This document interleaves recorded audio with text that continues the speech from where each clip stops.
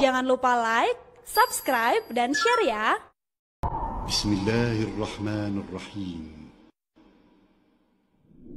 Saya berbagi kisah, ada seseorang syekh di Saudi bernama Syekh Muhammad.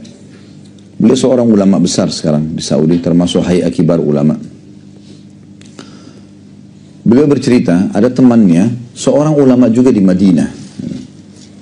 Maka temannya ini punya dua anak perempuan, dua-duanya sudah menikah.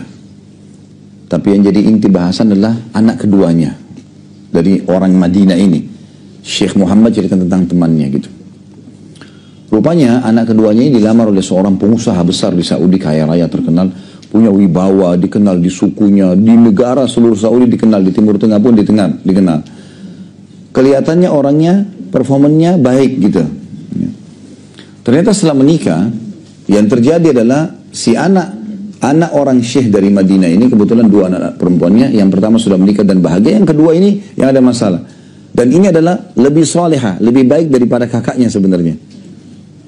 Dia coba menahan masalah rumah tangganya, dia tidak ceritakan pada ayahnya, akhirnya dia ceritakan, dia sampaikan, ayah, cobaan Allah pada saya ini, laki-laki yang menikahi saya tidak seperti yang Anda sangka. Tidak berlalu 2 hari kecuali pasti mukul. Pasti mukul dan sangat menyakitkan.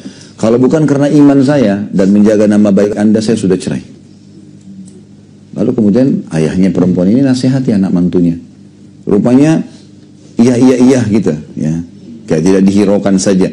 Karena dia punya wibawa, dia orang kaya raya. Dia nggak peduli cerai pun nggak penting buat dia. Nggak masalah. Maka kata Syekh Muhammad, temannya ini ulama juga datang kepada dia.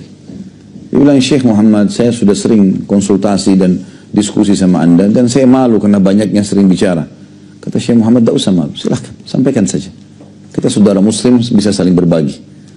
Maka dia pun menyampaikan. Dan ini kata para ulama, kalau kita mau berkeluh kesah, menyampaikan, bukan keluh kesah kepada Allah. Tapi kalau kita mau dapatkan, bermusyawarah dan nanya sebuah hukum, larinya kepada alim. Orang lain nggak usah. Gitu. Karena tidak ada solusi. Kalau kita hanya bicara kepada orang tua, kita juga takutnya malah jadi masalah, beban buat mereka gitu kan. Walaupun kisah ini si anak perempuan menyampaikan kepada ayahnya. Tapi Syekh Muhammad mengatakan silakan. Karena dia tahu, dia bilang saya akan jawab sesuai dengan ilmu yang saya miliki. Dia bilang silakan cerita. Dia ceritalah tentang anaknya itu. Kata Syekh Muhammad, kalau Anda menunggu jawaban dari saya, maka saya yakin pendapat saya tidak jauh dari pendapat Anda. Kita sama-sama manusia. Akan sama. Dalil yang saya sampaikan pun Anda sudah tahu. Sabar misalnya atau apa. Sama. Mau nggak saya kasih solusi yang pasti dapat jalan keluar? Oh iya, pasti saja. Anda dari Madinah, Mekah dekat sekali. Datang kepada rumah Allah di sana. Umrah, niat khusus berdoa untuk masalah itu. Supaya anak mantunya dikasih hidayah. Berhenti memukul anaknya dan rumah tangganya bahagia. Kata temannya ini, saya nggak pernah berpikir itu sebelumnya. Baiklah. Terjadi hari Rabu waktu itu. Hari Kamis besoknya, pas malam Jumat, dia beli pesawat jam 3 subuh. Penerbangan pertama. Dari Madinah ke Jeddah, Jeddahnya masuk ke Mekah gitu.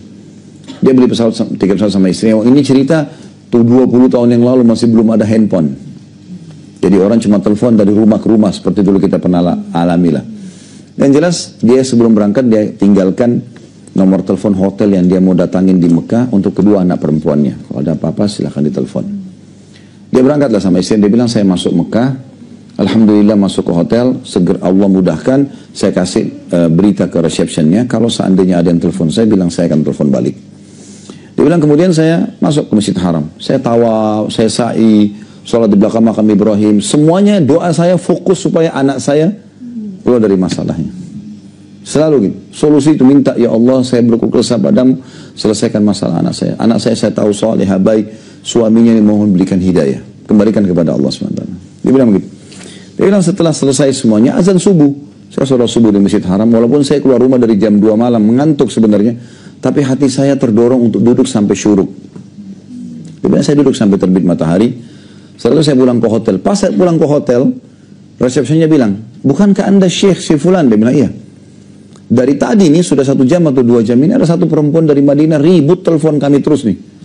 Nanya Anda ini. Maka dia bilang mungkin anak saya. Dia telepon ke anaknya yang pertama. Setelah salam, nak, kamu telepon nggak? Oh enggak, saya nggak telepon. Ada masalah nggak? Ada masalah. Mungkin adik saya yang ada masalah nih. Bilang baik, dia bilang saya telepon ke anak saya yang kedua. Dan saya sudah berpikir waktu itu, mungkin ada keluhan baru, mungkin ada pukulan baru, mungkin ada masalah baru. Dia bilang begitu diangkat sama anak saya, setelah jawab salam sudah mengatakan, ayah, entah ilham Allah dari mana nih, sudah 1 atau 2 jam ini, suami saya menangis di depan saya nih. Tadi malam ini bertengkar, saya dipukul, saya dimarah-marahin, dia sampai tidur di kamar sebelah. Sudah 1 atau 2 jam ini entah kenapa dia datang ke saya minta maaf. Dan mengatakan memang kamu wanita baik, saya yang buruk, saya minta maaf, saya akan perbaiki. Sampai sekarang saya telepon nih, dia sama Anda, dia masih menangis di depan saya nih. Dia niat memperbaiki ke depan. Cuma Bapak Ibu sekalian, dalam berkeluh kesah pada Allah, kita harus ikuti dengan keyakinan. Kadang-kadang kita ikuti dengan keraguan.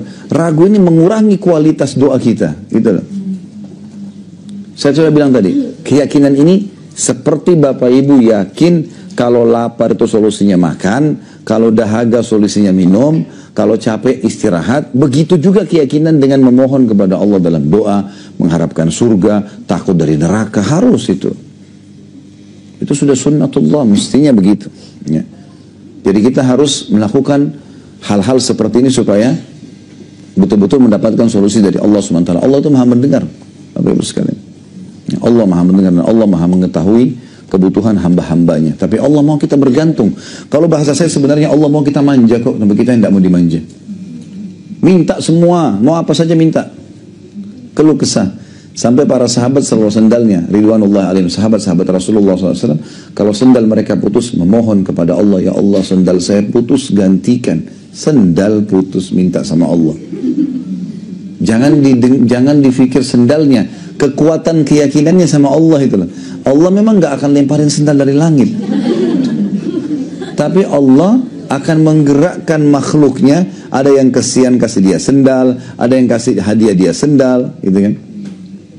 Kadang-kadang kita kalau kembalikan misal lagi lapar, ya Allah, ucapkan saja, ya Allah lapar. Lihat hasilnya setelahnya. Ada yang kasih makanan, ada teman yang telepon traktir, kayak ketemu di restoran ini yuk, atau kita berkunjung ke rumah teman, gitu. Ada saja. Saya hari Senin kemarin ngisi pengajian di Joglo, habis maghrib, habis isya.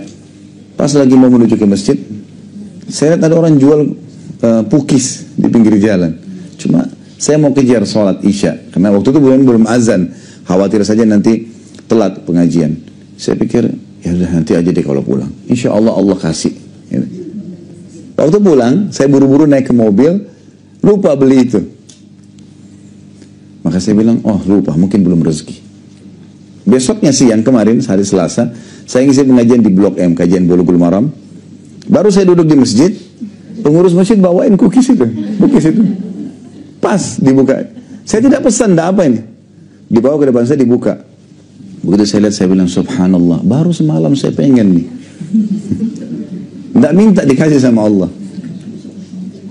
Hanya karena bergantung sama Allah. Dari hal yang kecil, kue pun tidak ada masalah. Apa ruginya? Rugi apa Bapak Ibu sekalian pada saat kita mau ke mall beli baju atau mau ke pasar, ya Allah mudahin parkiran buat saya.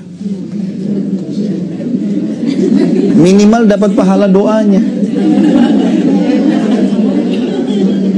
Nah, apa saja.